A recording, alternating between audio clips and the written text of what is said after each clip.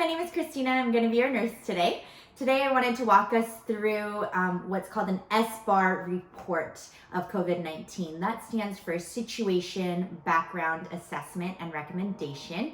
I think that there are so many good tools and tips and tricks hidden within this Sbar report that can really help people to process through anything in life. For me, it's what I go through in any situation so that I can figure out what's going on and I can evaluate everything so that I know how to move forward and what to do with all that information. So let's dive right into it. First of all, S is for situation. That describes the current state. It really determines here's where we're at. So with COVID-19, I think we're all coming to terms with the fact that this disease is here to stay. It has stayed longer than we have wanted it to, longer than we've expected, but it's not going anywhere. Experts believe that it's going to last anywhere between 12 to 18 months, and we know that the effects of COVID-19 and what it's done to our society right now is something that's going to be permanent. And so a lot of us, actually all of us, we've had to make adjustments, and we've transitioned through these different stages of denial and disbelief at first, but now we're adjusting and we're slowly moving toward acceptance. There's been a lot of fear and anxiety mixed in, I'm sure, but now we have to figure out an outlet for all of that and find a way to take action in the midst of all of that. The next step is background. This is a history intake, and medically we would be talking about like a prior medical history. But in this situation, we can ask ourselves, how did we get here? Really, how did all of this unfold, and how did we react to it? How did we react versus, I think there's pressure of how did we respond to the situation versus how do we feel like we should have been responding? As a nation and around the globe, we're seeing that we're able to help each other out, and we're sharing kindness and love. We're sharing resources, and we're sharing this hope for humanity. I think that that's really great. It's unfortunate that it takes something like this where millions of lives are being affected, and thousands, tens of thousands of lives all over the world are being taken because of this disease. But I think that there's some great stuff that's coming out of it. However, in light of all of that, I think that it hit us so dramatically and so drastically that not a lot of us had time to really figure out what was going on. It's something that really hit us, and then it stunned us so much that we didn't really have a chance to catch up to what was going on. So next, let's talk about the assessment. And this is really the meat of the Sbar. This is where we run through a head to toe of all the systems. And in this section, I want to talk about the physical, mental, and emotional, and then spiritual health and well-being of where you're at. If you haven't done so already, this is really what I want to talk about the most. This is really where we get to evaluate what's going on and where you are and how you are doing with all of this stuff. So physically, are you staying active? Are you keeping your body moving? All of us are stuck in the home, and there's not a whole lot to do. I'm sure you've exhausted a lot of the options, but it doesn't take a whole lot of exercise to move from the couch to the refrigerator and to be clicking through on your remote. You might be getting some finger dexterity there, but how else are you staying active? And what are you doing to keep your body moving? The next thing is eating and sleeping well. What kind of habits are you practicing that are keeping you healthy? When our routines and when our schedules get taken away from us, it's so easy to just kind of move into this time period where we just get really lazy with things. And when our bodies are not staying active and we're not practicing good habits, like making sure you're still getting enough sleep, making sure you're eating well and not just eating all the junk food around you, that really helps to keep us stable and to keep our bodies healthy and our immune systems up so that we can fight off even diseases like COVID-19 or anything else. That takes us also into psychologically and chemically. Your neurons and your synapses, they're interacting and they're reacting in ways that are constantly moving. And if you're not physically moving your bodies, a lot of times our brains can start to kind of go into this period where it just wants to be numb. And with COVID-19, with the social distancing and with the quarantine and the shelter in place and all this stuff that's happening, it's great. And we're seeing numbers start to decline, and we're seeing that the curve is being flattened, but it also is putting us into what's called a situational depression. We might be noticing that we're exhibiting depressive symptoms. That includes, again, going back to things like overeating and overindulgence and sleeping too much. Or maybe you're starting to notice that your emotions are more erratic than you would like them to be. when we're stuck at home with people, or maybe you don't have people around you, you know, it can be really hard, and it can be a difficult time to really face a lot of things that you might not have had the time to otherwise do before. And if you think about it, you know, social distancing and isolation, it's a severe form of punishment. These are the times that even in prison, they throw you into social isolation. They throw you into these cells where you're all by yourself, because this is what really drives us crazy. This is the moment where we start to realize human beings, we're communal beings. We need others in our lives. And even the most introverted of introvert people are starting to figure out that we need each other and that we need people around us.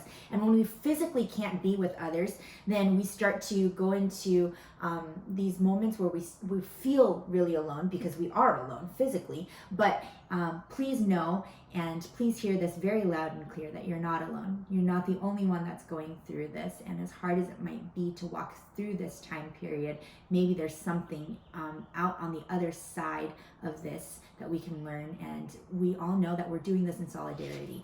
You know, it shows some really great things when we can all believe in and hope for these numbers to be flattening, and for us to be praying for and hoping for people to get better from this disease. And we're all showing that we care for each other. We're all showing that humanity, that we love each other by being able to stay home and do this. But that doesn't come with a lot of baggage, and that doesn't mean that it does not have some ramifications. And so the next thing is mental health.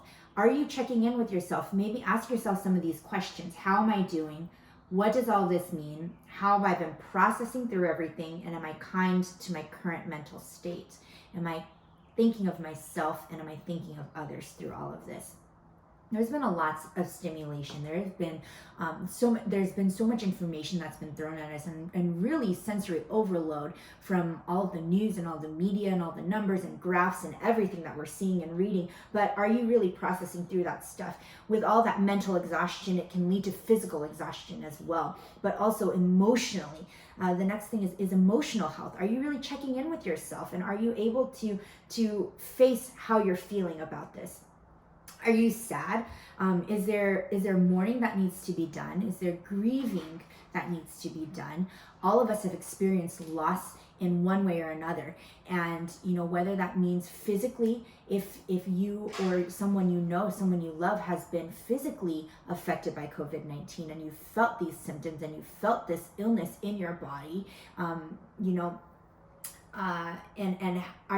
are you someone that is needing to grieve over a loss? All of us have been robbed of something during this time period.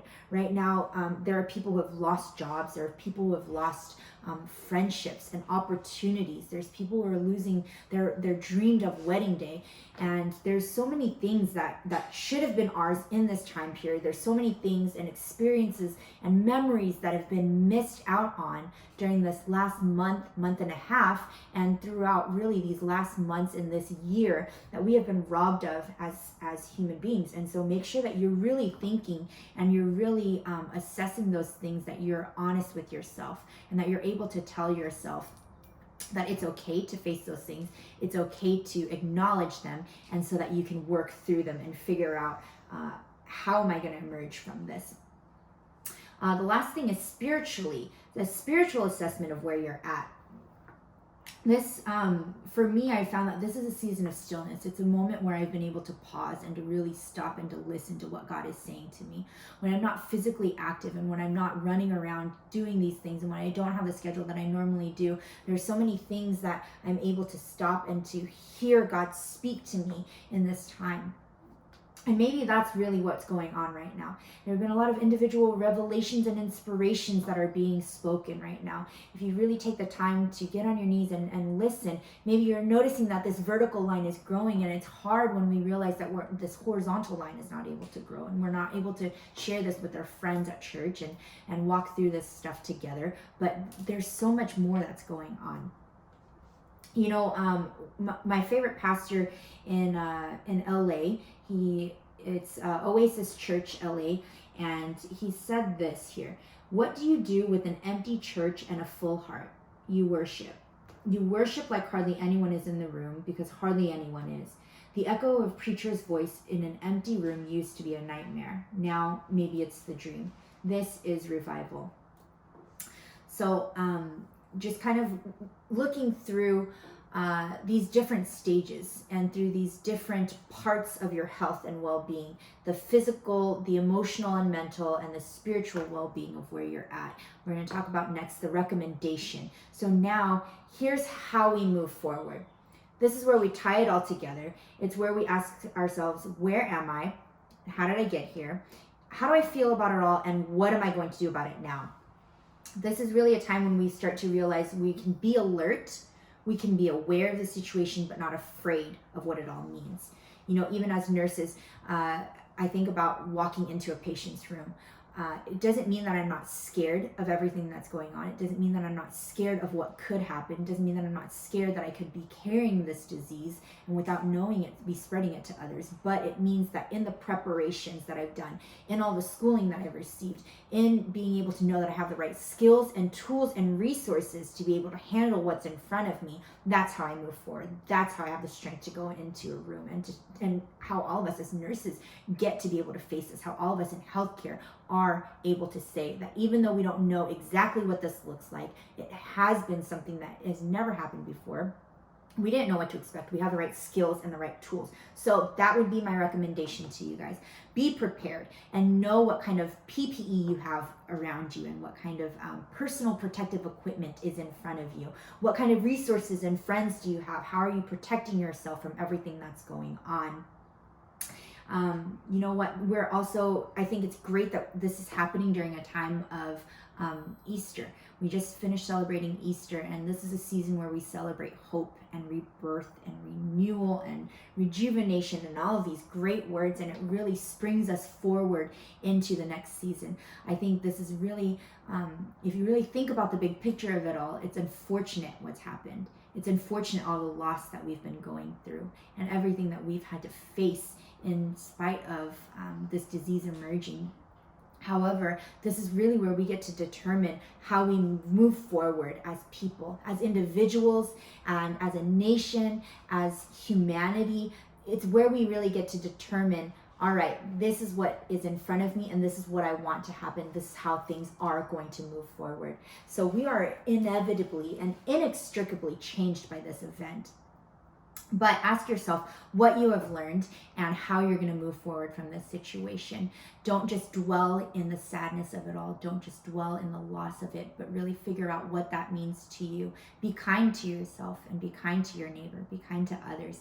And remember that life is something that is not always promised to us, but we have the great opportunity to really figure out what is the meaning of life and to figure out how we want to live our lives and how we want to share love and hope around the world and to make your life worthwhile. So thank you for listening to all of that rambling. I know that was a lot, but you guys be happy and be healthy. Thank you so much.